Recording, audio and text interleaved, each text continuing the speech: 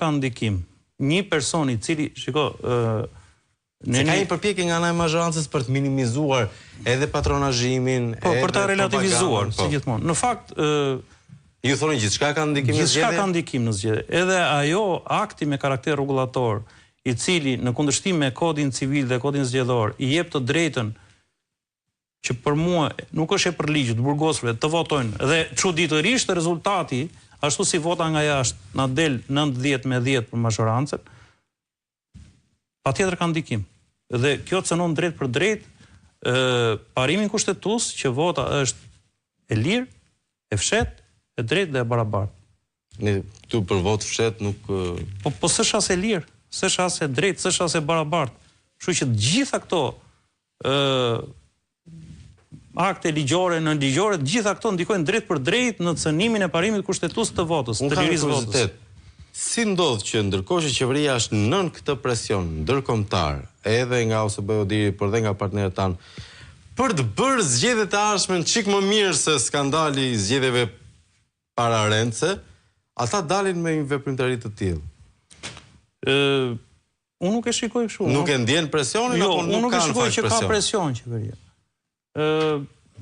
Me sa kam parë në gjithë këto konferenca, diskutime, takime, përfaqësuesit e qeverisë apo të mazhorancës janë spari mundohen ta relativizojnë dhe fatkeqësisht e konsideroj edhe nga përfaqësuesit e KQZ-s relativizimin e situatës zgjedhore dhe së dyti janë me parimin që shiko pak a shumë zgjedhjet shumë bëhen kudo, madje bëhen dhe film.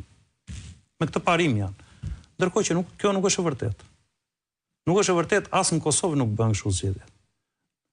Se mund të ketë përpjekje për ndërhyrje në vot, mund të ketë përpjekje për por problemi është çfarë masa marrim neve. Çfarë masë? E di cili është rezultati I task force-së së krijuar për të parandaluar krimin zgjedhor? As unë nuk e di. Pas 4 vjetësh do ta shikojmë. Sepse në 2025-ën na erdhën rezultatet dhe raportimet për krimin zgjedhor të 2021-shit.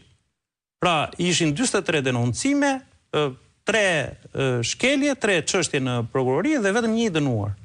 2025-ën, raportin e 2025-ës. Kështu që këto do t'i shikojmë 2029. Për zgjedhjet e ardhshme të 2027-s, ato lokalet, ku duket se gjithçka është në tavolinë që nga reforma territoriale deri tek ajo zgjedhore. Keni ju një pritshmëri si ekspert I çështjeve zgjedhore, por dhe këshilltari Tryezës? Gjithçka çfarë ne materializojmë në letër do duhet sikur 50 apo 60% të zbatohet në terren, atëherë zgjedhjet do fitojnë statusin të lira dhe të drejta. Nuk e di mendet barabarta, por të lira dhe të drejta. Sikur 50-60% të zbatohen. Niveli zbatimit të kuadrit ligjor që ne kemi në fuqi është në shifra qesharake. Është skandaloze. Dhe këtu një rol shumë të rëndësishëm luan Komisioni Qendror I Zgjedhjeve. Në misionin për administrimin e procesit zgjedhor, për mua ka dështuar në mënyrë më spektakolare të mundshme. Atëherë kam nevojë t'ju vjedh dhe një argument, zoti Cakaj, përballë eksperiencës dhe informacionet që ju dispononi. Informacion të dorës parë. 83 mandatet e mazhorancës sot, si ju duken? Sa të lishme janë? Jo, totalisht pa lishme, është produkti I sistemit deformuar. Kjo është produkti I sistemit, është e pamatshme. Është e pamatshme rezultati nëse ti futesh në një lojë, në një garë e cila nuk është e barabartë, rezultati I pritshëm është I pamatshëm. Sigurisht është patjetër I padrejtë, po është nuk mund të masësh dhe nuk mund të nxjerrësh, nuk mund të analizosh se cili do të ishte rezultati I saktë nëse do të kishte kushte loje të barabarta. Aq larg është nga realiteti. Patjetër. Ky lloj deformimi. Po patjetër është shumë I pamatshëm, duke filluar që nga zonat zgjedhore, që nga deformimet që bëhen me numrin e votuesve nga gjendja civile kur publikohen listat, gerrymandering, që nga deformimi që bën Drejtoria e Përgjithshme e Gjendjes Civile, duke filluar nga ndërhyrja e shtetit në zgjedhje, duke filluar nga veprimtaritë e lishme dhe të palishme që bën shteti, pra ne duhet të ndajmë shtetin nga partia.